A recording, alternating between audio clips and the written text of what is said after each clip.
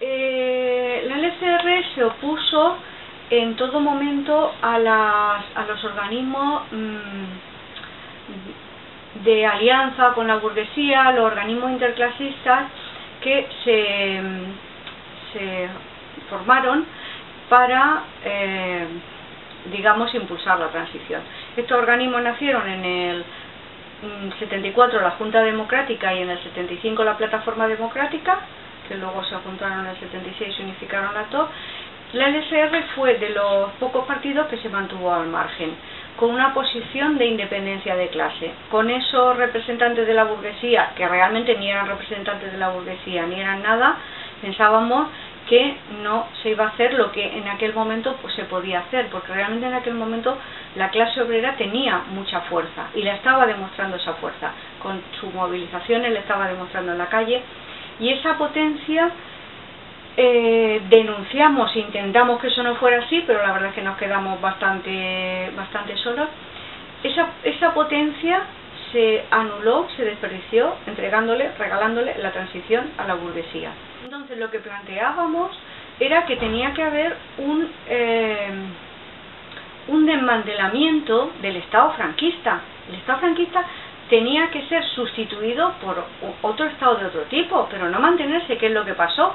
Los cuerpos represivos franquistas, o sea, la misma policía se le cambió el uniforme, los jueces franquistas, el Tribunal de Orden Público pues se reconvirtió en Audiencia Nacional, etcétera, como jurisdicción excepcional, pero no hubo un cambio, o sea, no hubo realmente una renovación a fondo. Se cambiaron los collares para seguir los mismos perros. Un ejemplo de nuestro rechazo a la transición, tal como se había hecho, fue nuestra oposición a la Constitución, cuando realmente había un arco tan amplio apoyando esa Constitución como que era lo mejor que podíamos tener.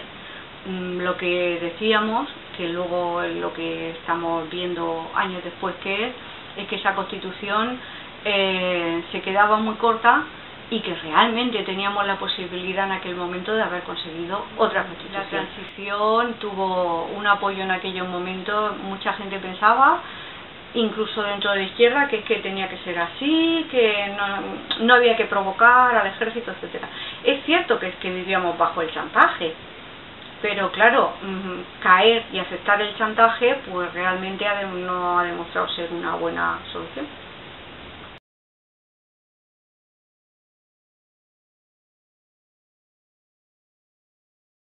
Pues por una parte participamos sindicalmente en los sindicatos que estaban constituidos, fundamentalmente en comisiones obreras, que era el sindicato mayoritario en aquellos momentos y con más implantación, y en la enseñanza, en educación, en el sindicato que se constituyó como sindicato unitario de las trabajadoras y trabajadores, que era lo que el Sindicato de Trabajadores de la Enseñanza del País Valenciano, el TPB, que forma parte de la intersindical. Entonces formamos parte de esos sindicatos. Hay que decir que en comisiones pues no tuvimos un ambiente muy favorable. De hecho, quien controlaba entonces el sindicato, que era fundamentalmente, en primer lugar, el PC, luego en él se entró un grupo de OAC. Tanto en los dos casos, realmente en todo el País Valenciano demostraron que querían tener un control 100% del sindicato. De todo lo que no controlaran era rechazado, boicoteado, y preferían perder sesiones sindicales enteras con tal de tener el control absoluto. Pues por ejemplo, charlas sobre un montón de temas. Yo, por ejemplo, las que solía dar eran de feminismo, también de educación, por mi profesión de enseñante, en las cuales realmente había un avance teórico importante que contribuíamos a expandir o a, no es tanto difundir, sino a ampliar ese avance.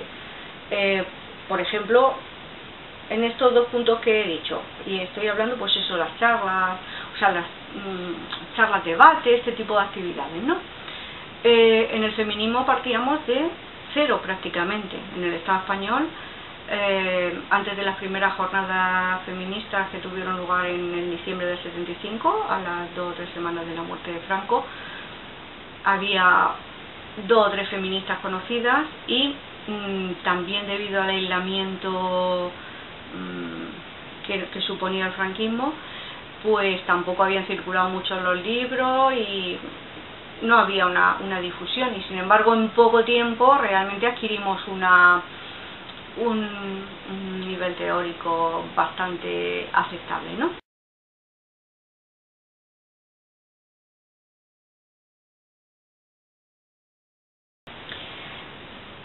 Para mí lo que más impacto y más duradero me dejó realmente fueron las numerosas víctimas de la transición, muertes me refiero, víctimas mortales, por una parte por los cuerpos represivos y por otra parte por el fascismo. Por ejemplo, los muertos de Vitoria, eso no coincidirá mucha gente en cómo nos impactó en el 76, pero también, por ejemplo, una joven, no recuerdo ahora mismo de qué organización era, que fueron a su casa unos fascistas en Madrid y la mataron allí. Yo recuerdo que la inseguridad, la sensación de terror que teníamos, que no nos paralizaba, no, yo seguía haciendo todo, pero era bastante grande. Por ejemplo, aquí, y ese sí más próximo, la muerte de Miquel Grau en Alicante, que estaba pegando carteles y le tiraron una maceta y lo mataron en la plaza de los Luceros, de Miquel Grau. O también en el mismo sentido, un compañero mío, también en el 76, un compañero mío de facultad que se fue a Almería en vacaciones y estaba poniendo una pintada de pan, trabajo y iba a poner en libertad, y lo mató la Guardia Civil haciendo la pintada. Realmente eso, toda esa serie de muertes post-franquistas, es lo que recuerdo más. Tú vencerás, eres la voz del futuro, tú vencerás, eres la voz de este pueblo, su libertad, tú vencerás, eres la voz del futuro, tú vencerás.